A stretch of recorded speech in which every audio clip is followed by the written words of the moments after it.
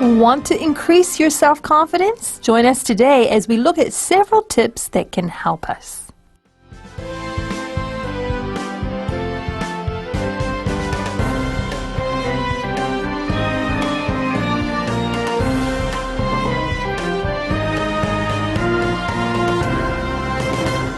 Well, hello, advanced radio listeners and students. We have entered the year of 2017, and we are in the month of January. We've already been talking about food in our stomachs in the last few days, but we go on to a very different topic today. We're going into our psychology article for the month of January, and we hope we learn some things that will really help you grow in your confidence and improve your confidence for the coming year. I think of January as a time where perhaps we're considering what we want to grow in as we enter a new year. We often think about the new year as being a time of resolutions or making resolutions, and we can talk about perhaps confidence being a resolution that you want to improve in. But before we get started, I also want to introduce my fellow hosts with me today. So to my left, I have... It's Josh, and I'm very glad to be here with you all talking about this important topic, which is how to work on your own self-confidence. Thank you for joining us, Josh. I'm really looking forward to exploring this topic with the both of you. On my right, I have... This is Pauline here. Really glad to get to be back for another great article. Thank you for coming back and sharing your knowledge and sharing your ideas with us here on the radio. Listeners, we hope that you learn a lot from today's topic. And, you know, whether we're in the workplace or in relationships, every area of our lives can be affected by our level of confidence. So do you think confidence is important, Pauline? I do think it's important. I think it's also important that we understand the difference between confidence and pride. We talk about pride maybe, at least I'm speaking about it in a little bit more of a negative way, where we think we're better than other people, or we have a false confidence based on believing that we're more qualified than we really are, those kind of things. On the other hand, though, confidence is just about trusting in your own ability, about being comfortable, taking on new things, and it has to do with the attitude with which you approach new challenges.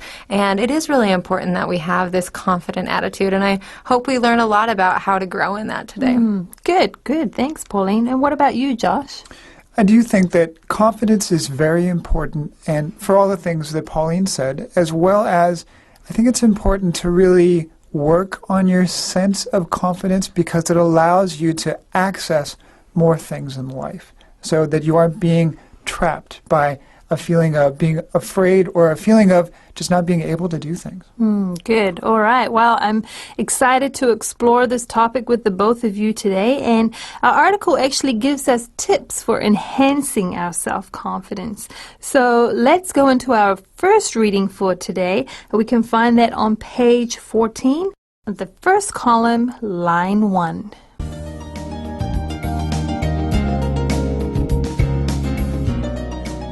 Improve your confidence. Tips for enhancing your self-confidence. Job interview, sales pitch, big date. How you see the situation can affect how it goes. Psychologists know that when you change how you perceive a challenging situation, how you present it to yourself, your performance can improve. No need to feed yourself a pep talk or lie to yourself, says Jessica Arthur Camisell, psychologist and consultant at Western Washington University in Bellingham, Washington. That doesn't work. Instead, think rationally. Focus on facts. Remember past accomplishments. Positive feedback after a work presentation or an athletic endeavor in which you achieved your goal. Dig deeper to create a complete mental picture of your best performances. To help, keep a file of positive notes and thank you letters you receive. When you doubt yourself, dip into your file. Athletes, musicians, and actors can pull out videos of their best performances. How can you remember past accomplishments if you've never given a speech before a huge audience or tackled some other challenge of new and larger scope? Reach into your memory for similar events. Maybe you practiced your presentation in front of your colleagues and got good feedback.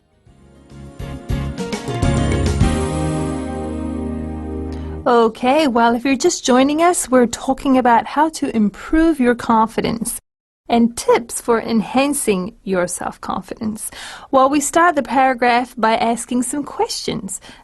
Job interview, so do you have a job interview? Or do you have a sales pitch? Or do you have a big date?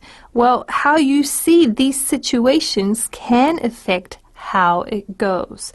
When we think of a job interview, we think obviously a lot of times about being very nervous because we want to impress the people that we're having the job interview with. The same could be said about a sales pitch or even a big date, right? We're wanting to impress the people that we are encountering there.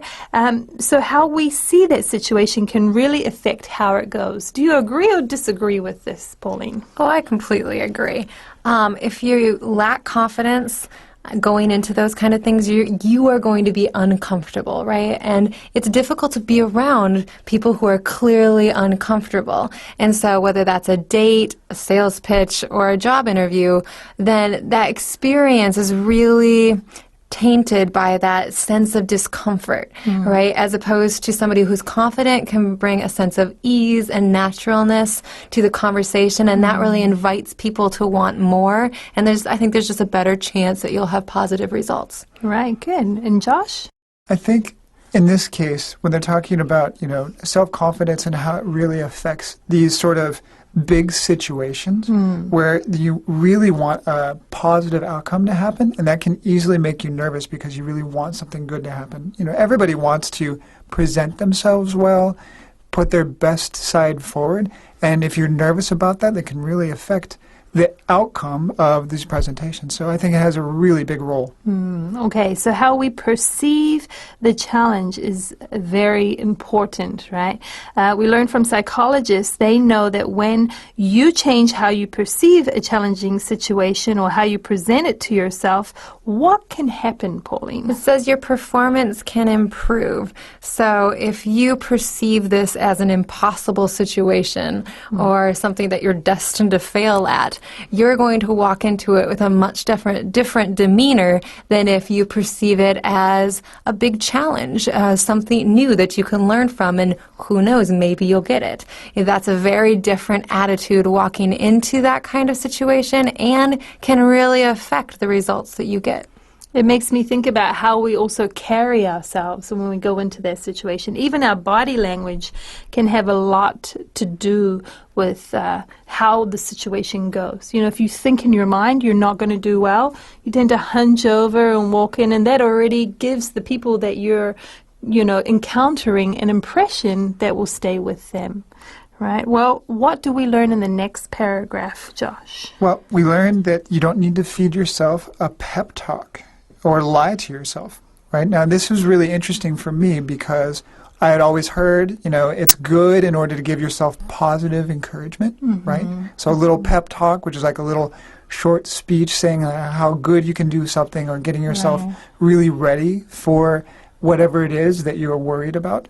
But here it says you don't need to do that and you don't need to lie to yourself. And I guess this was something that Jessica Arthur Camiso, which is a psychologist and consultant at Western Washington University, which is actually quite close to where I grew up in Washington State. And I know they have a good university there, so I'm going to have to take her at her professional word. That's great. Now, like you said about this pep talk, right? Pep talk is where you use words of encouragement or a speech to encourage yourself inwardly, right, with what you're saying. But she says, don't do that. What does she say to do instead? Well, she contrasts that with thinking rationally, reasonably. So maybe in a pep talk, you're over-exaggerating how great you are and how good you can do at this, and some part of you knows it's not fully true. And whereas she's saying, focus on very specific accomplishments, be very reasonable about your abilities, and that doesn't mean that you undercut them, but you're rational about it and you're specific about it, not just, oh, you're so great, but remember this one time when you accomplished this, do this kind of thing. I also wanted to go back up and just highlight that phrase, to feed yourself, because obviously we're not talking about actually eating a pep talk, but we talk about feeding people lies or feeding them a big story where we're giving them information that they're taking in. So it's a idiomatic phrase, I guess. Good. Yeah. I think like what you're saying, Pauline, just about we don't really necessarily believe a pep talk. Like we can say it with our mouth, but we don't really believe it in our heart. So therefore we don't actually carry that in our body language or even in the words we say when we're going into that situation. I like her advice to think rationally. She gives specifics. She says focus on the facts or remember your past accomplishments. What is an accomplishment, Josh? Well, an accomplishment is something that you've done, so like a big job that you've completed or something that you feel really satisfied that you were able to take care of or complete. Good, and she goes on to give more specifics. Perhaps you had positive feedback after a work presentation or an athletic endeavor in which you achieved your goal. What is an endeavor, Pauline? An endeavor is an attempt to take on something fairly large. We wouldn't say usually that I endeavored to get out of bed this morning. That's a pretty small thing you tried to do. But endeavor usually means you're trying something fairly large that you're trying to accomplish. Good. Okay. So she's being very specific. Remember these things that have happened in your life before that will help you think about what you can do next. She says dig deeper to create a complete mental picture of your best performances. What do we mean by dig deeper? Well, I think this is a really nice way to go back to this pep talk idea. I think of pep talk as being pretty superficial. So that's the opposite of deep, superficial, where you're just saying nice adjectives. You're great, you're wonderful, you can do this. But it doesn't have a deep base of going back and looking at your past, talking about what specific qualities are going to enable you to take on this next endeavor, right? So you're digging deeper, you're getting more to the heart of it, something more substantial. And what do we mean by a complete mental picture, Josh? Well, in this case, what we're looking at is taking these, things that you've dug up from your past, these accomplishments, and really putting together a picture in your head of the things that you've done well in the past in order to give you confidence in order to move forward in the future. Now, I like her next piece of advice is to help.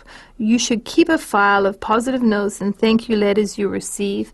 I would even say the same for the accomplishments that you have achieved. Perhaps you need to write those down just to remember them. We're very good at remembering the bad things we do, but often we can forget the good things that we've been able to accomplish.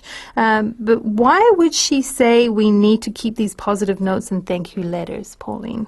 Well, just like what you were saying, that there are moments when we tend to kind of wallow, we say, just get sucked into thinking about all the negative aspects of who we are and how we've failed, and having something physical that you can go to that is a very clear reminder of specific things that you've done well and other people who believe in you through thank you notes, that kind of thing. It can really help put you back on the right course. When is the best time to look at these notes, Josh? Well, she says when you doubt yourself. And I think this is a really important tip. So even if you don't have a physical way in order to look into a recording of things that you've done well or things that people have thanked you for or things that you've accomplished, it's important to go back through your life and when you're doubting yourself, really go, hey, I did this really well. I did that really well. I know that I have some very specific skills and accomplishments and that I can do this.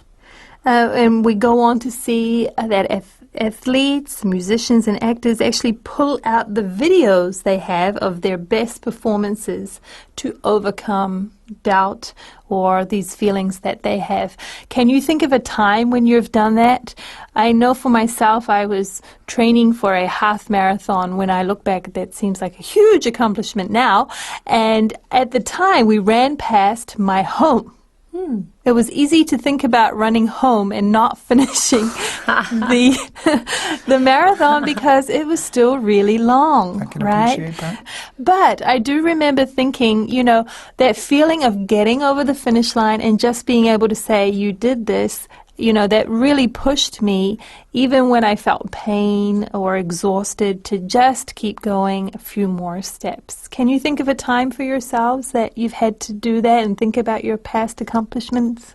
I think every time I take on a new job, there are moments of discouragement where you feel like you're not up to the task, or you have some moments of self-doubt, and that is where it is nice to be a little further into adulthood, so you can look back and remember other times where things started out difficult and that you moved through it, and you can remember like, oh yeah, I remember when I started that job, how difficult that was, and when I left, I felt really good about where I was at, and I had a good, team of people who really affirmed what I had done. So having those moments, and I think it's harder when you're first starting out, right? When you're first out of college and your first jobs or whatever, you don't have as deep a base to call on, but as you go, you build that, and then I think your confidence grows and grows as you grow a bigger base of experiences to pull on. That's good. Josh? There have definitely been times in my life where I've been challenged by things, where I've felt overwhelmed, where I've had to go back and be like, there have been projects that I've worked on that have taken years. There have been jobs that I've worked on that have seemed just impossible at the time. But all of those things I was able to complete and was very satisfied with the results. So I think it's important here where they identify that it's easy to think of the times that maybe you failed or the times that you didn't feel right about things that you've done. A little bit harder to remember the good things that you've done, but I think it's very important. And when you look back at those things, it gives you a sense of like, if I can do that, I can do this. Good. Well, listeners, if you are struggling with remembering past accomplishments, we learn here, it says, how can you remember past accomplishments if you've never given a speech before a huge audience or tackled some other challenge of new and larger scope? We're told to reach into our memory for similar events. But I just want to go back a bit and ask the question, what do we mean here when we say larger scope? Pauline? On a bigger level to a greater degree. Right. I think those would be a couple ways of thinking of that. So maybe you have taught a class of 5 students, but you've never taught a class of 100. That's a much larger scope you are dealing with. That would be one example. Good. Okay. So here the author is saying, reach into your memory for similar events. They may not be exactly the same as the examples she is giving, but you may have similar examples that you can reach into your memory and dig deep, as we said earlier, and remember what happened on those occasions.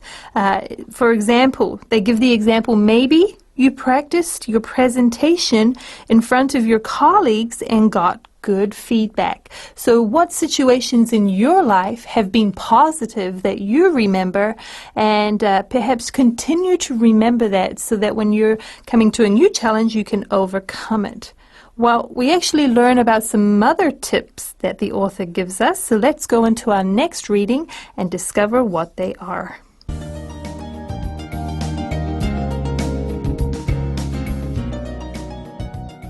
Preparing material is an obvious confidence booster.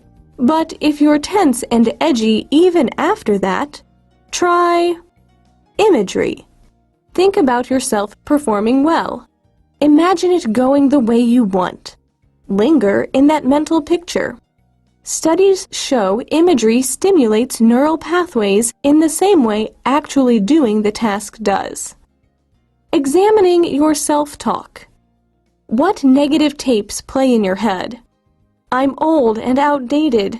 I'm young and inexperienced. I'm scared I'll mess up. Write them down.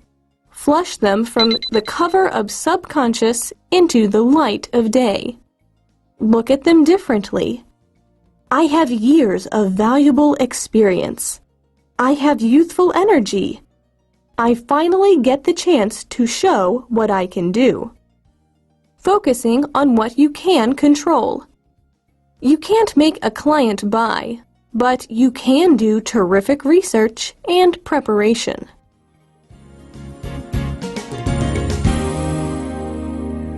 Well, listeners, we're learning about tips that can enhance our self-confidence. And we learn from Jessica Arthur Camisel. She's a psychologist.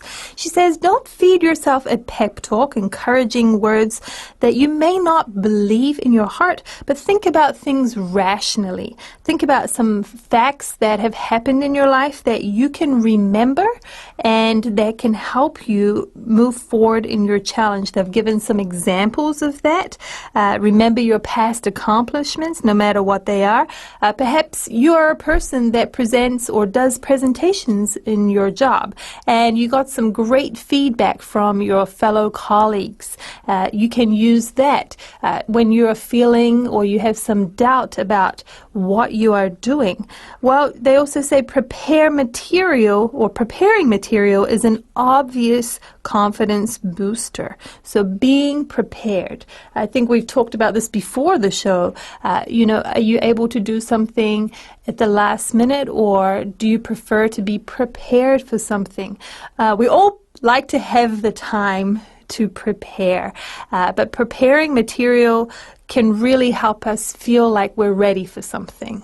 Absolutely. Right. If it's something that you don't feel, if you're nervous about it, then I think definitely preparation is going to go a long way towards helping you, and you shouldn't bypass that. I'm really glad that right away she mentions that before the rest of these tips, because usually if we're nervous about something, it's because we're new to it. It's not something that comes second nature to us yet. So we need to put the time in and do our due diligence, as they say, to do preparation. And really, if you don't do any preparation for a new task, the rest of these tips probably aren't going to make up for that. So don't think that just putting yourself in a good mindset is going to completely compensate for a lack of preparation. Do your preparation, and then also take some time to get yourself in a good mental space for what you're about to take on. Right, and it says that even if you're tense and edgy after that, so after you've prepared and you still feel tense and edgy, then you can try the following tips. What does edgy mean, though, Josh? Well, we say you're on edge or you're feeling edgy when you're feeling uncomfortable, when you feel like you're sort of on the edge of maybe falling, right, as sort of carrying out that image. But that's what feeling on edge or edgy means. Right, so you're feeling anxious or still feeling worried. One of the things you can do is use imagery. And what is imagery? Imagery is, in this case, we're talking about imagining something in your mind's eye, we say. So you're not actually seeing a literal picture or a video. In your head, you're imagining how something is going to go. So in this case, they're talking about you imagining yourself doing the thing that you're preparing for and doing it well. Good. Okay, so it's saying imagine it the way you want it to happen, right? And then it even says to linger there. It says to linger in that mental picture. What does it mean to linger, Josh? Well, to linger just means really to stay in that sort of space or that mental image, to really enjoy the moment and stretch it out a little bit, to stay there for a while. Good. And we have scientific research that backs this up. We see that studies show imagery actually stimulates your neural pathways. In the same way, actually doing the task does. So thinking about it is just as good as actually doing it. And they actually suggest for athletes to do this. For a short time when I was in middle school, a long time ago, I did high jump. And I remember our coach telling us to, do these imagery exercises of imagining every step we took along the way before we did the jump. And for whatever reason, I actually took him at his word, and I really did it for a week. And I did the best I ever did of all my years of doing high jump. It seemed to really help, and it would be a good idea, I think, to take that outside of just a athletic context and put it into these other situations such as job interviews or dates or that kind of thing. So listeners, you could perhaps have a practice run in your mind, whether it is that job interview or whether it is that presentation that you need to do at work.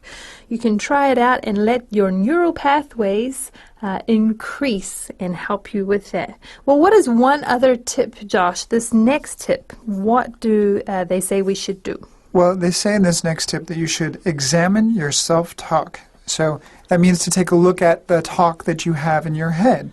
So what negative tapes they're saying, like what negative conversations or what negative word you play in your own mind when you think about things that stress you out or make you nervous.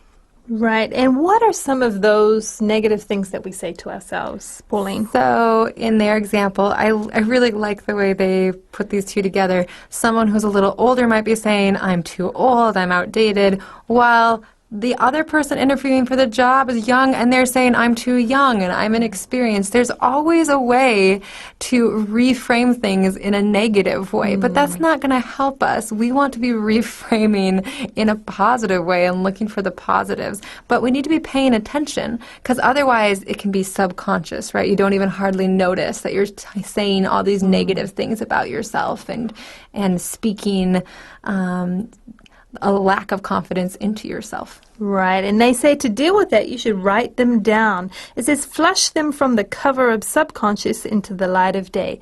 Flush them here means to just move them quickly from your subconscious into your consciousness, and so that you can deal with it and that you can get rid of it. Okay, when we think of flushing something, we're trying to get rid of it. In this case, it's these bad thoughts about ourselves. Realize, hey, this is not good. We shouldn't be thinking this way. And once we deal with it, then we can get rid of them. It says to look at them differently.